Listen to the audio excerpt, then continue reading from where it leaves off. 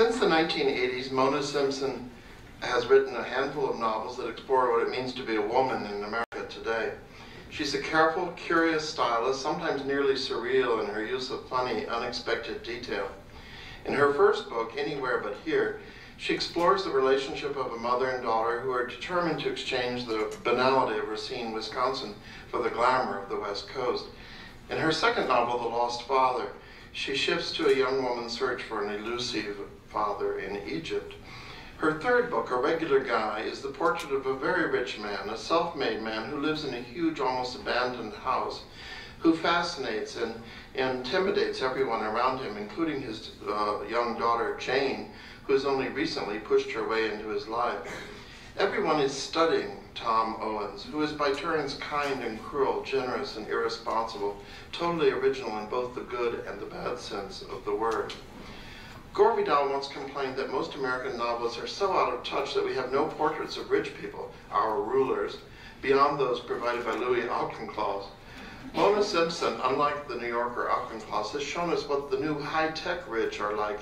They are eccentric precisely because they are self-made, and unlike the old rich, they do not group together and hide away from the rest of us. Their democratic ways make them sometimes all the more dangerous. Years ago, when Mona Simpson was first starting out, she was my student at Columbia, though even then I could have learned more from her than she from me. She's always been energetic, determined, fanciful. Everyone is looking forward to her next book, which will be about Hollywood, a place where she lived for many years and knows from the inside out. I am delighted to introduce Mona Simpson.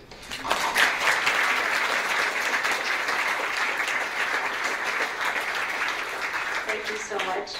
I'm so glad to read here. I was here at Princeton as a Hodder Fellow, something like 20 years ago, and I was reminded today, I met a professor in the coffee shop who reminded me that I had actually once lived in 185 Nassau.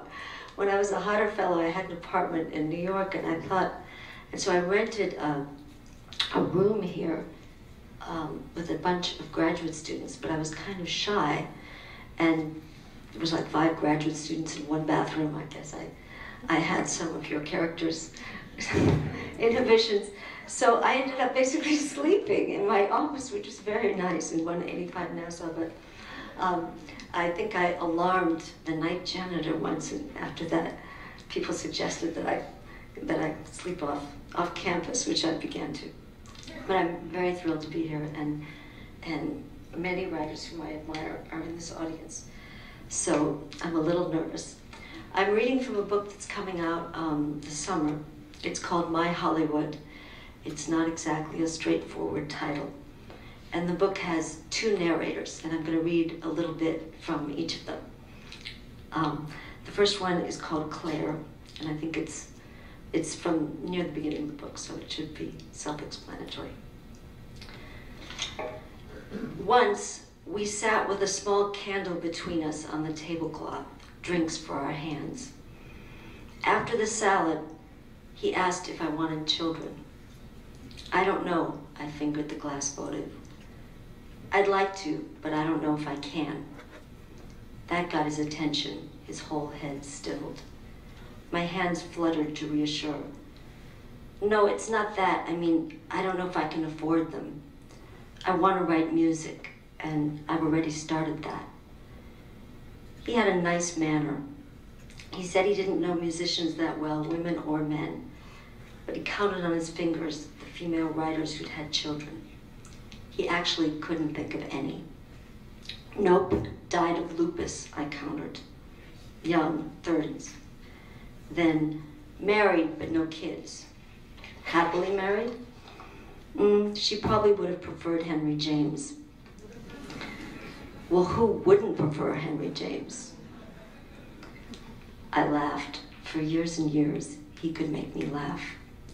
Does Yo-Yo Ma have kids? 2, I said. But he also has a wife. Madame Ma, c'est moi. He had an odd brightness I'd heard all my life. You can be both, my mother had said. But my mother was mentally ill. He was not. I believed him. Some Bach came into my fingers, number 2 in D minor, the haunting prelude. I had to sit on my hand. That evening, our first date, we had a conversation about who would do what. With the woman who worked, it'd have to be 50-50, he said, of course. We didn't talk about that again until after William was born. In Paul's gaze, it seemed I couldn't fail, as if the terrors I'd known, so looming they'd strap me in bed a few days a month, had been products of an overly active imagination. So this is how it works, I thought. It turned out to be easier than I expected. I became accustomed to myself in this new atmosphere. My opinions grew emphatic, my stumbling attempts at jokes more frequent. Who is to say this wasn't love? I burrowed into his chest at night. He lost his hands in my hair and I could sleep. Children were a star wish. Love had been a problem already. Perhaps I wanted to curtail my range. In the custody of Paul within the larger corporation of his family, things I'd feared all my life became impossible. No Baron lived in poverty, or even without a weekly cleaning woman. Insanity occurred, but that too, with the proper funds, rounded to eccentricity. Paul carried within him a solid floor. Like most women, I spent a great deal of time thinking about whom I would marry. Paul never felt like the end of all that yearning. Could anyone have been? I promised myself to be grateful. I'd always perplexed my mother. She attributed my temperament to my face and never ceased trying to fix me up. My wedding made the happiest day of her life. Balloons loose in a blue sky, 42 of Paul's relatives stood in suits as we said our vows. On my side, only my mother. My friends felt exuberant with relief. Paul was beautiful, that word. A perfect profile, dark skin, the small wire glasses of a yeshiva boy you wanted to lift off. He had a mother-father Jewish family who belonged to the Harmony Club. The student photographer followed a guest we hardly knew.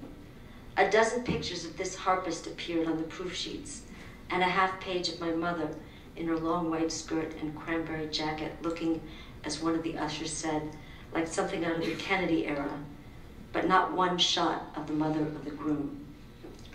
The only picture that included both of us, we were greeting friends, looking different directions, his hair blown wild, my arms still young. His face looks open and surprised. God bless them, wish them luck. It's the picture my son keeps on the face of his cell phone.